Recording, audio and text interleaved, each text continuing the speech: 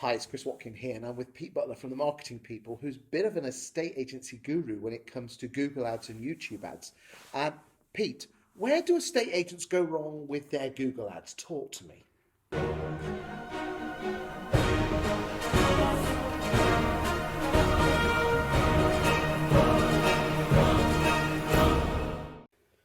The biggest thing that I find with estate agents as an overall, they don't do enough tracking on their on their Google ads. So they'll also not look at the journey from someone clicking the ad to someone landing on your web page. I mean, do you think how many agents actually do Google adverts in the first place? Not many, I bet. Not many, not enough. It's usually owned by, when I look at around areas, it's usually Purple Bricks and eMove. Okay. Not many. A couple of the franchisees, big franchise networks do it. Obviously supported by national. But isn't it a case of just pouring money down the drain? You don't know where the hell the money's going, or is that the part of the measuring it? That's absolutely the part of measuring it. Literally, you can put in a penny or a pound, Yes. or a fiver, and know where that fiver's gone. Okay. Whereas any other marketing, such as leaflets, it's a bit long-winded. But with Google Ads, you know that if it's managed right, Okay. you can actually Okay. make sure that the attribution or the journey is literally. Okay, so the journey is about measuring it, which you said at the start. What sort of adverts? I mean, with a Google advert, you've got a title, then you have like some text underneath it, and then you've got a web link. Let's just say I'm an estate agent in Grantham, and I'm calling myself Chris Watkin Estate Agents, which I think's got a nice ring to it. What would you be? It's all about using search terms, isn't it? With Google adverts, is that right? Or With Google Ads search, Yes. so Google Ads are separated into three different categories. Really. okay, let's So go. What are those three So categories? search, which is where everyone knows if you're looking for an estate agent in Grantham, Chris Watkin turns up. That's all about the keywords. So Okay. if someone types in estate agent in Grantham, you're bidding amongst other estate agents in that particular town or that village Okay. to basically be seen on that top of Google search. Okay. You've got the other end of Google, which is the display ads. So these are the creative ads that you see around on millions of websites, such as the local newspaper or the local property blog, for instance. I'm with you. I'm with you. And so let's go back to the search. What keywords were? Let's get some value out of you. Because that's what we're here for. If I'm a Grantham estate agent, most agents would just type in the word Grantham estate agent as a keyword, wouldn't they? Or house to sell in Grantham. What works? Estate agent near me. Really? Not Home, the name of the homes town. for sale near me. When you say what, actually the word near me, not the word Grant. If I was in Grantham, not the word Grantham. Grantham would be in this particular town because it's quite a small town. It wouldn't be much. It wouldn't be a heavily catered for because what it basically works on. It works on location. So all our phones and our laptops. So I didn't know this. So you you don't have to put the name of the town in it. Just the estate agents near me. Yeah. And Google will work out that you're in Grantham, so it will pick.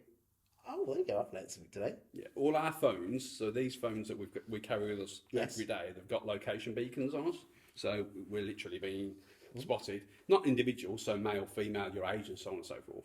But literally, you'll type in and it looks for the local people in that particular town. So I'm in Grantham today. I'll be getting adverts for people in Grantham for the switched on agents. Yes. I'm based in Warsaw, sort of Lichfield way, so I do a lot around there as well. So it's all about where that person is searching for. Okay. So that's the phrase. What would you actually put in the title and the writing up? Let's get some value for the guys out there. I would put. I'm a massive fan of what you do, which is all about the digital mayor.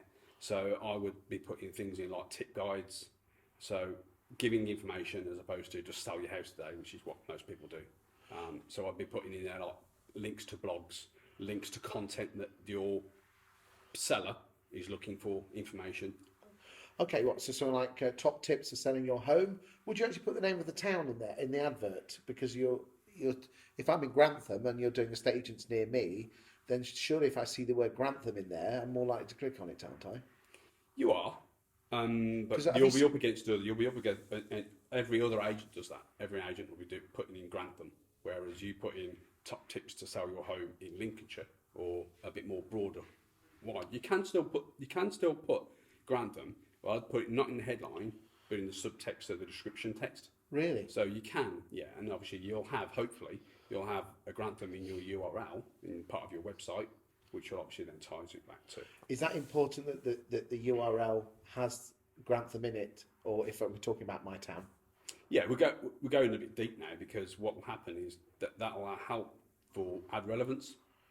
So this is where people spend, you see. So where you show up in Oh, the is this the bit where people say it's costing me 50p or a pound, and someone says it's costing me 10p? Is it all of it? Is this relevance score? Is it? Is this? Absolutely in the search. So and also in display and YouTube as well. Basically, Google rank you depending on what the ad looks like, what the text is in the ad, but also what the website actually links Where it's actually going to. I know we're going to talk about in another video about how to ensure that when someone does click on the advert, where it goes to what we call a landing page, which is where the advert goes, how to convert. We'll do that in a separate video. So really, it's not a case of just throwing money at this, buying a few adverts and say, hey, ho, off we go. Absolutely. Do you think that's what most agents do? Oh, yeah.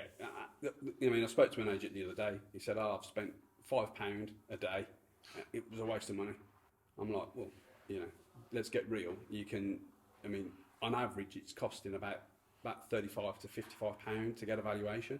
So you do need to have a budget, but you can go the other way, which is like have an unlimited. You can basically put zero in, or leave in Google Ads. Basically, you get an area where to set the budget. Yes. You can leave it blank. It'll spend forever. So you can actually cap it at £10-15 a day, which is the average sort of spend that I'm finding. Okay. And what do good agents that are getting good free valuation leads, what do their adverts look like and sound like? On the top level, so from someone not knowing you, they will often be like tips or looking at like starting a journey with somebody, as opposed to sell your house today for 0% fee and that sort of stuff. So sell your house today don't really work. Would that be a fair comment?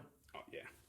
When I first started an estate agency back in 2000, actually, in preparedness for this video, I thought it was 99. It wasn't. I actually started on the cruise ships in 99. Came off the cruise ship, went into a estate agency, worked in Countrywide, and it was never then as well. They were very big on the fact that sell your house today never works. Although we'd get that from the brand, we would go out there basically offering guides and books and stuff and little introductory little snippets. So the best adverts, to answer your question, Chris, is all about giving value. So what are the questions that are going on in their mind? What their fears are. Are you worried about finding a buyer for your home? Top tips on how to get the best price for your home in Lincolnshire?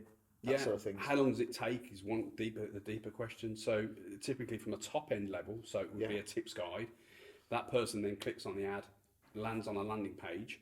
That person then gets cookied, or basically if they look at the guide and then don't opt in or don't give you a name and email address, you can remarket to them and so on and so forth. So a cookie is basically a little piece of code that goes on their computer. It's perfectly safe, which then allows you to then throw another advert at them to get them eventually.